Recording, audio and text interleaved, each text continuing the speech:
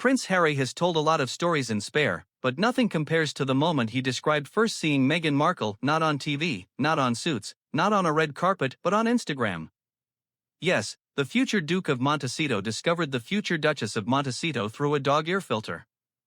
If that doesn't scream modern fairy tale, nothing will. Harry says he was sitting alone and not caught, scrolling through Instagram like every other single man in 2016, when he stumbled on a video posted by his childhood friend Violet von Wessenholz. In it, Violet sits beside a mystery woman, both of them wearing cartoon dog ears, tongues, and noses. And somehow, despite the full canine transformation, Harry practically sat upright like he'd just spotted the Holy Grail. "My God," he wrote. A reaction, by the way, most of us do not have when seeing our friends in Snapchat filters. He watched the clip several times. Several times. The man binge-watched a filtered loop of Meghan licking the air like a golden retriever and declared it destiny. According to him, he'd never seen anyone so beautiful even with the dog tongue. That's devotion. He instantly messaged Violet demanding an introduction, only to find out 6 other guys had already tried. Meghan, unknowingly, already had a waiting list before Harry even entered the chat. But Violet agreed to connect them, and moments later Meghan messaged the prince, complimenting the Africa photos he'd posted. That was all Harry needed. From that moment on, his thumbs never rested again. Harry admits he texted so much his hands cramped. He texted on long drives. He texted through hallways. He texted up the stairs into Sir Keith Mills's guest room.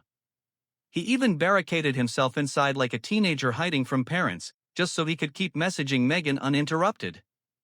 The royal ginger prince became a full-time typist overnight. When Meghan flew back from London, she suggested meeting for drinks at Soho House on July 3, her headquarters. Very subtle. Harry, however, showed up 30 minutes late, red-cheeked, sweaty, puffing like he'd sprinted from another continent. What an entrance! But she was already sitting on a velvet sofa, calm, composed, glowing, while he looked like he'd escaped from a gym class. And somehow, conversation flowed anyway. Harry said she was heart-attack beautiful. Their first date lasted until she had to run to dinner plans, but they immediately scheduled FaceTime later that night. Then came the second date. Then, date 3, which for most people is coffee or brunch. For Harry and Meghan? Botswana.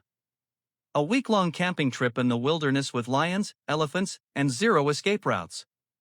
Nothing builds romance like sharing a tent while an elephant breathes outside your door. Harry says that was the moment he knew she was his soulmate.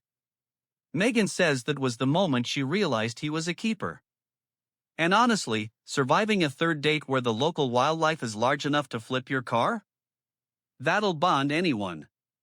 By November 2017, Harry proposed with a £126,000 Botswana diamond. A few weeks later, during their engagement interview, he admitted he had never heard of Suits. Meghan admitted she barely knew him either.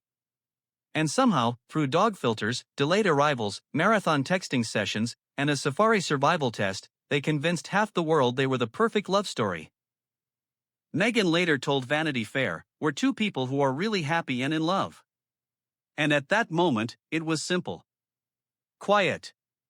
Private.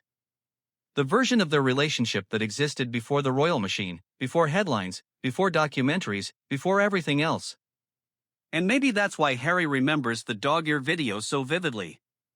Because that was the last time things were uncomplicated, just a prince, a filter, and the woman he thought had one face made just for him. Even if that face happened to be wearing a cartoon tongue.